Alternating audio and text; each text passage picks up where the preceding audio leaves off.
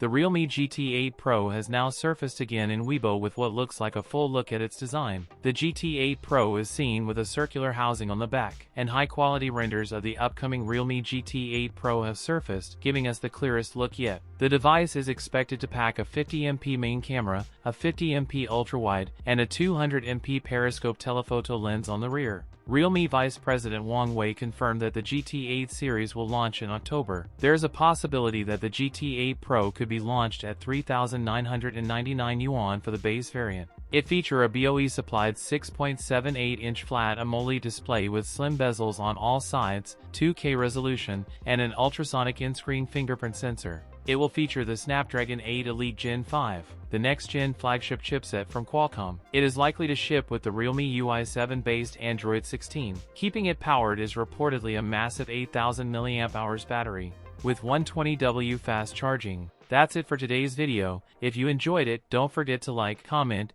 and subscribe for more content. Thanks for watching, and I'll see you in the next one.